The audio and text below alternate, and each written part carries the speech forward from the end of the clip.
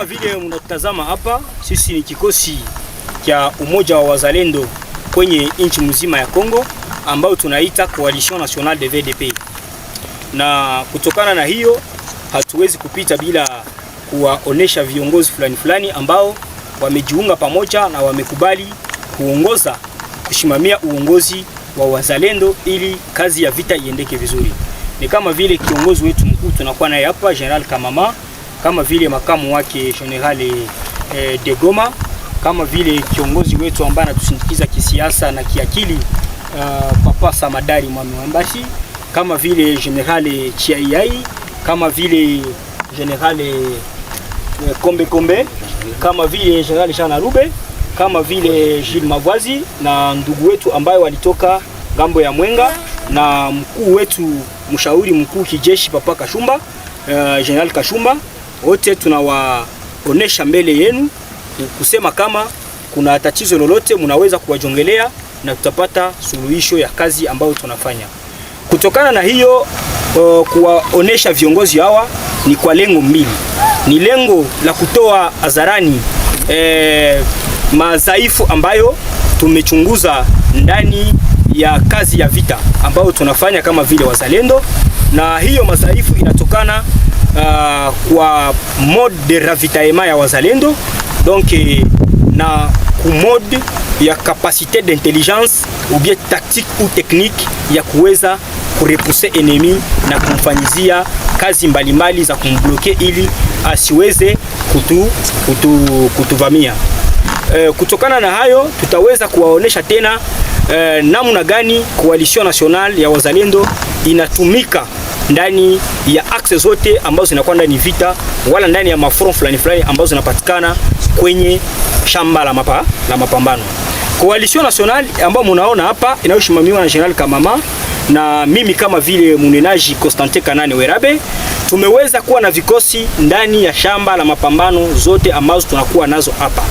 Tumekuwa na vikosi ndani ya shamba la mapambano la Uvira Paruningu, tumekuwa na waaskari Mwenga, tumekuwa na waaskari Fizi kwa ngambo ya Point Zero kuendelea paskote kuna mapambano, tumekuwa Mitamba, tumekuwa Kalehe, tumekuwa Bunyakiri, yote ni Kalehe ile kama vile territoire, tumekuwa ndani ya Masisi, tumekuwa ndani ya Walikale, tumekuwa ndani ya Lubero, na tumeweza kufunika Walungu, tumeweza kufunika hiyo fasi yote ambayo inaombwa wa vijana watetee udongo wa mababu. Na kutokana na hiyo tumechunguza hiyo madhaifu ambayo tunadenonse kwa saa hizi. Hiyo madhaifu ya ravitaillement ambayo tumepata. Tumekuwa na problem kutere ya ravitaillement. Wa vijana wanatumika, wa vijana wanajitahidi, wa vijana wanafanya kazi kama vile ipaswavyo, lakini tunakuwa na problem ya ravitaillement. Wakati tunakuwa na shida ya vitu ya vifaa, tunakuwa na shida ya chakula, tunakuwa na shida ya dawa, tunakuwa na shida ya vitu fulani vya kutusaidia, tunapata hiyo matatizo ndani ya shamba la mapambano. Na kwa hiyo tumomba rais wetu kupitia coordinateur wetu ambaye anapatikana Kinshasa, le professeur Dadi Saleh, ambaye amejitoa kwa kushimamia wazalendo ndani ya nchi na kuwatetea kwenye wakuu viongozi na huku kwenye kapitali yetu ya Kongo, ameweza kuandikia barua na kuwaonesha hii mambo ambayo tuliweza kumpatia. Tuliweza kumwambia mambo ambayo tunapitia na yeye hakulala, aliweza kuandikia barua, na hiyo barua ndio tunatekeleza hapa ya kuonesha wakuu viongozi kama mambo ambayo imesemeka na barua ambayo mkuu kiongozi Dadi Saleh aliweza kuandika ni hiyo mambo tunapitia ndani ya tere. Tunakosa ndani ya tere, ravitaillement iko problem ndani ya tere. Kutokana na hiyo tumetia pale suluhisho wala proposition ya kusema chef de l'etat en tant que garant de la nation, en tant que mzalendo wa kwanza aweze kutusaidia, atafute kitengo ndani ya institution yake wala ndani ya kabine yake, atoshe kitengo ambacho kinaweza kusimamia problem wala system ya ravitaillement ya wazalendo. Wazalendo wakuwe na linye yao, wakuwe na viongozi wao ambao wanatoka ndani ya cheo kuu ya presidence, ili waweze kuwa na turavitaye na shida zetu za ravitaillement ziweze kusikilika na kufika vizuri, na hiyo ravitaillement iweze kuonekana ndani ya shamba la mapambano, na hiyo italeta changement ya kurepousser ennemi, italeta changement ya wavijana kujitoa wengi na kuweza kupigania udongo wetu. Shida ya pili ni hiyo shida ya akili wala taktiki wala tekniki ambayo tunaweza kuutilizia kutereka. Unajua kama sisi tumetembea sana na wakubwa wetu ambao tunaita FRDC. Tunatembea nao ndani ya vita, wanatusaidia kwa kuweza kuongoza vita, wanatusaidia namna gani tunaweza kupata vitu vidogo vidogo, na kwa hiyo tumechunguza kama hakuna vitu tunaweza kufanya bila kuwashirikisha. Lakini hiyo kuwashirikisha imekuwa tatizo. Kwa sababu gani? Tukisha kuwashirikisha kila mara tunakosa vitu fulani, tunakosa akili fulani, na hawataweza kutusindikiza kama vile inafaa ili tuweze kujengua adui. Kwa hiyo tumeomba rais atusaidie hiyo uzembe ambao umepatikana mwa hiyo niveau yenyewe inaweza kuorganize vita na ili tuweze kushinda adui, kwa sababu wakati tunalala adui anajipanga, adui anajiravita adui analeta masilaha nzito, adui anatia watu kutere wa kutuespionner, adui anafanya nini zote ili aweze kutukanye tere.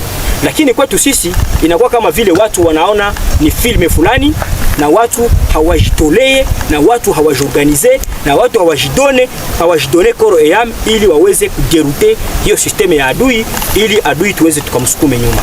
Na kwa hiyo tunaomba rais wetu atusaidie. Kuna vichwa fulani ambavyo amepatia madaraka ya uongozi wa vita, na hivyo vichwa tunamuomba aweze kuvibadilisha kwenye operation, kwenye renseignement na kwenye ravitaillement. Aweze kubadilisha vichwa fulani ili tuweze tukafanye vita vizuri, kwa sababu vita ni moyen, vita ni akili, vita ni moyen, vita ni akili, na vita kesha kosekana ndani akili na moyen haiwezi kaendeke vizuri. Na hiyo ndio lengo kuu ambalo tumeweza kuambia wakuu viongozi, tumeweza kutolea kwa wakuu viongozi ili waweze kutusikia, na wakatusikia kweli wataona mabadiliko ndani ya shamba la mapambano. Na kama hawatusikie tutarudia hiyo kazi bure ya zamani, tunajitoa kisha adui anakuja anakamata mingine, anavyolewa mama zetu, anaiba mali yetu, anakamata udongo wetu. Kwa sababu gani? Inakuwa kama vile watu wamefunga masikio ya kutokusikia, wala wanajifanya kama vile hawajui ambacho kinapatikana ndani ya tere kwa leo. Na kama unatuona hapa kweli tuna macheo ambazo zinatoka kwa Mungu, kwa sababu hatia kwa kama na rais na hatia kwa kama na mtu fulani, lakini tumekuwa na mababu zetu, tumekuwa na force ya nature, na ile force ya nature ndio mwanzo chanzo ya akili.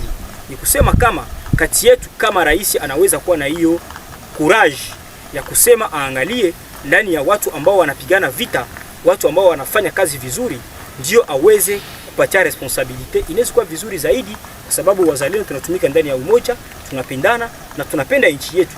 Kwetu sisi ni nchi, vingine nyuma. Na ndio maana unaona tuliacha familia zetu, wengine wameacha hata shule, wengine wameacha hata wake zao, wamekosa hata pesa kulipia watoto masomo, lakini wanapigania nchi. Ni kusema kama ndani yetu kwa viongozi vizuri sana ambao wanaweza kusaidia nchi kwa mambo ya ravitaillement na kungambo ya operation. En direct, dossier des salaires des Wazalendo venus du gouvernement. Notre correspondant de Mashariki Media Télévision est sur place pour l'enregistrement de l'interview. Suivez en direct. Semaine après, le gouvernement congolais a publié qu'il y a 4 millions de dollars destinés aux Wazalendo au Sud Kivu comme effort de guerre pour le renforcement, le déploiement, achat de médicaments dans différentes lignes de front. Sur terrain, qu'est-ce qui se passe? Est-ce que ces 4 millions de francs congolais sont-ils bien réussis par les Wazalendo? Aujourd'hui, nous recevons ici un porte-parole du général René Itongwa. Bonjour. Bonjour. Vous pouvez vous présenter s'il vous plaît? Oui, je réponds au nom de Patrick Biramiroua. Je suis le porte-parole, en même temps le secrétaire particulier du général René, le mouvement politico-militaire MPLC/FPLC. Oui, vous avez suivi la déclaration du ministre des Finances, Doudou Fouamba, disant dans son rapport qu'il y a 4 millions de dollars destinés aux Wazalendo chaque mois déposés auprès de la RAD. Ici, sur terrain. Les journalistes, pour cette question qui est très pertinente, d'abord, c'est quelque chose que nous déplorons. D'entendre qu'il y a environ 4 millions de dollars débloqués par le gouvernement central destinés aux Wazalendo qui sont sur les différentes lignes de front à l'est de la RDC. Chose grave, nous ne voyons pas et nous n'avons pas encore vu cette somme d'argent. On se demande comment est-ce que nous qui combattons à côté de FRDC, nous souffrons, nous manquons les médicaments, à manger, le social est tellement par terre.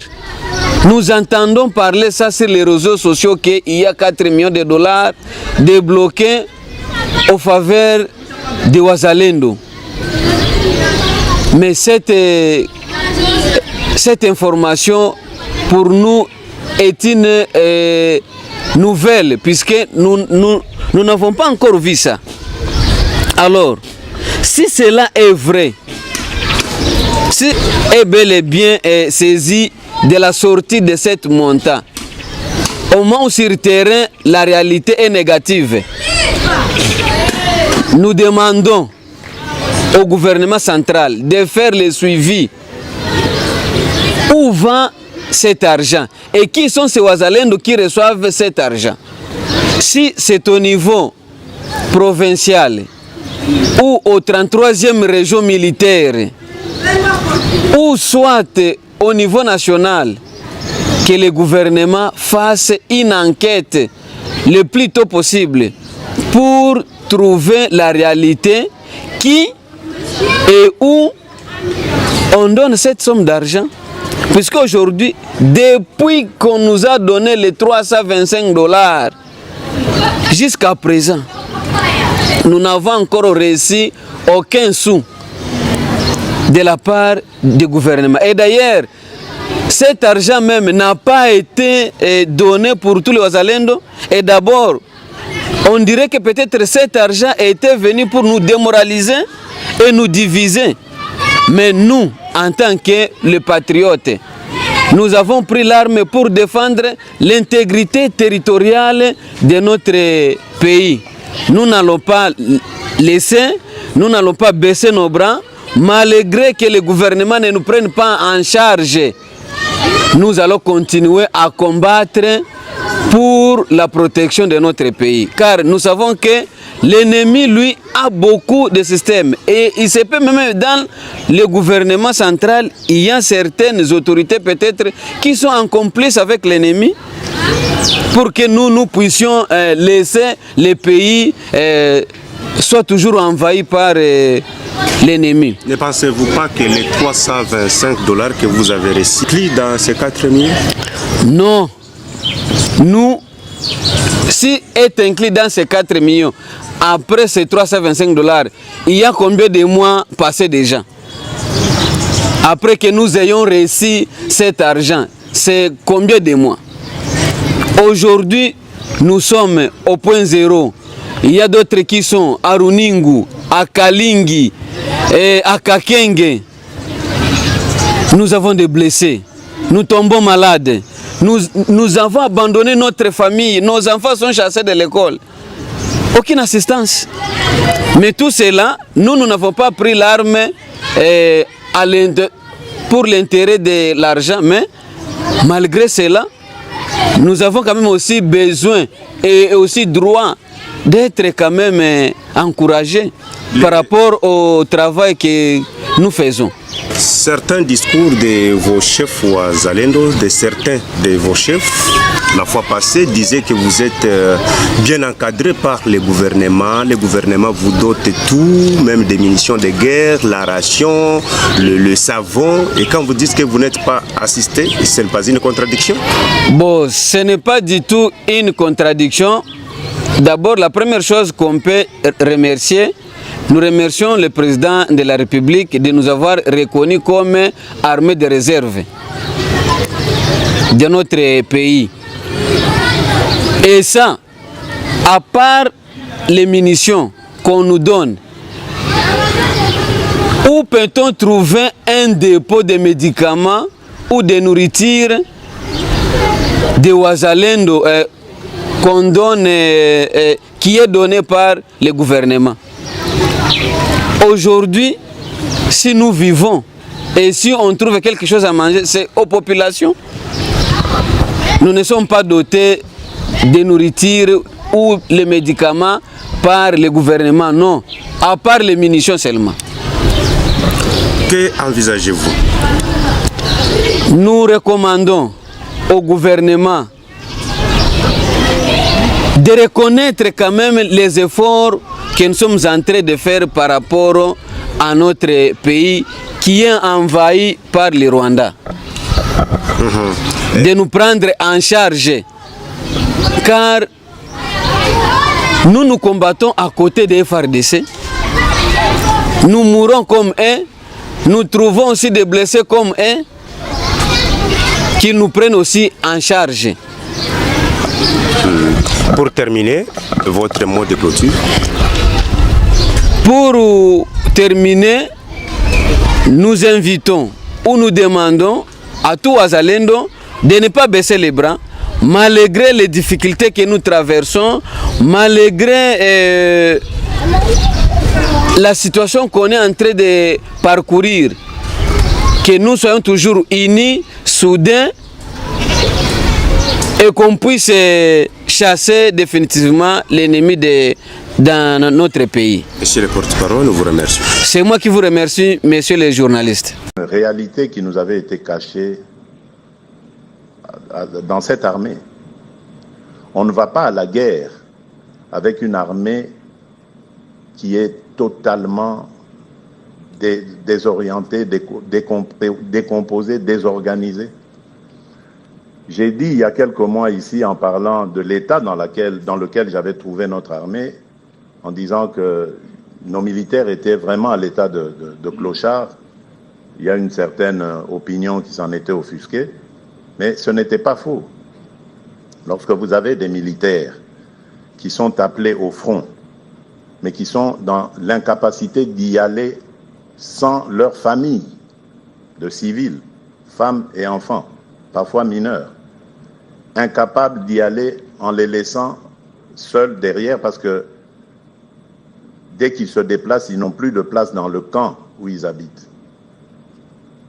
Lorsque vous avez une armée où les militaires n'ont même pas de tenue, n'ont même pas d'armes ou de munitions pour aller au front, comment vous appelez ça?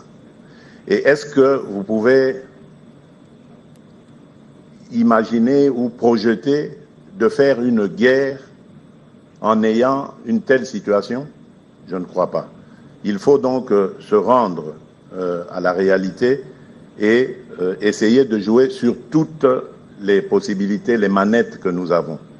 Et nous avons, moi je peux le dire aujourd'hui, fait vraiment des exploits parce que pendant qu'il y avait cette guerre, nous avons mobilisé les ressources nécessaires afin de pouvoir monter cette armée en puissance. Aujourd'hui, je peux le dire, oui, l'armée est montée en puissance, mais il reste encore certes beaucoup de choses à faire, mais nous avons réussi aujourd'hui à remporter des batailles. Nous n'avons plus une armée de capitulars, une armée, parce qu'en plus, ce que j'oubliais de vous dire, quand je parlais d'avoir, qu'on m'a caché des choses, c'est le degré d'infiltration ennemie dans notre armée. Ça veut dire des agents ennemis, des gens qui étaient dans notre armée qui, au fil des mixages et des brassages qui se sont faits, soi-disant suite à des accords de paix, ont fini par miner cette armée de l'intérieur. Ce sont des choses qui ne s'aperçoivent pas comme ça à l'œil nu, mais qui, pour ce mal que nous avons vécu, ont apporté le bien de l'information. Aujourd'hui, nous savons que notre armée avait été infiltrée, notre armée avait été minée de l'intérieur et détruite de l'intérieur, parce qu'il y avait des plans machiavéliques visant à prendre une partie de notre territoire national. C'est ça la vérité. Et donc, face à cette dure réalité, on n'avait pas d'autre choix que de jouer la diplomatie au maximum. Et je crois que ça nous a réussi. C'est aussi une autre arme, la diplomatie. Vous ne devez pas la redouter. Lorsque le président Obama, que je respecte, dit ce troisième mandat, je n'ai pas sollicité le troisième mandat. Mais je vous le dis, si le peuple veut que j'ai un troisième mandat, j'accepterai. Et donc, si ça m'arrive à moi de le faire, d'abord, sauf évidemment situation contraignante comme celle d'aujourd'hui de la guerre, que j'espère terminer le plus rapidement possible. Mais si on ne peut pas terminer cette guerre, malheureusement, on ne pourra pas organiser les élections en 2028, mais ce ne sera pas parce que j'ai refusé de les organiser. Les ressources sont là, on peut le faire. Mais on ne va pas les organiser sans les Nord et Sud Kivu quand même. Vous conviendrez avec moi. Comment est-ce qu'on va organiser les élections? Regardez en Ukraine. En Ukraine, ça fait 2 ans qu'il aurait dû y avoir des élections. Mais le monde entier a compris que M. Zelensky, le président Zelensky, ne puisse pas les organiser. Et c'est vrai, comment est-ce qu'il va organiser une guerre en ayant le couteau sous la gorge comme c'est le cas? Alors, lorsqu'il m'accuse d'entretenir la guerre, ou ce que vous dites là, alors je me demande dans quel monde on est là. Donc comment est-ce que moi je peux faire pour être à la fois du côté Congo et passer du côté Rwanda pour inciter les forces rwandaises à nous agresser? Comment je peux réussir cet exercice? Bienvenue Bakoumania de l'Agence congolaise de presse. Monsieur le Président, vous avez signé le 4 décembre des accords à Washington. Nous étions dans la salle et nous avions constaté qu'il n'y a eu aucun échange de regard avec votre homologue rwandais, ni poignée de main. Par contre, il y a eu des signes évidents amicaux avec le président Trump, faisant dire à certains que vous avez bradé les ressources minières congolaises contre la sécurité. Monsieur le Président, avez-vous bradé les richesses congolaises? Pouvez-vous nous en apporter la démonstration que vous n'avez pas bradé les richesses congolaises? Merci. Merci. Ça se passe comment, Tina? Allez-y, Monsieur le Président, et puis ensuite on prendra la deuxième question. Merci, Monsieur. Bienvenue, Bakoumania. Je ne savais pas que vous étiez à New York, à Washington. Tiens, je suis content de l'apprendre. Voilà, vous êtes en train de vous adresser à quelqu'un qui, en arrivant à la tête du pays, s'est offusqué de voir le montage, la structuration qui avait été faite du fameux contrat chinois et qui a ordonné un audit et qui, suite à cet audit, est allé voir les amis chinois pour leur dire ce qui a été fait est inacceptable et totalement sans intérêt pour notre pays. Et ils ont été élégants. On a ouvert des discussions qui nous ont permis de rattraper certaines erreurs. Mais évidemment, les signatures ayant été déjà apposées, on ne pouvait pas changer en profondeur les choses.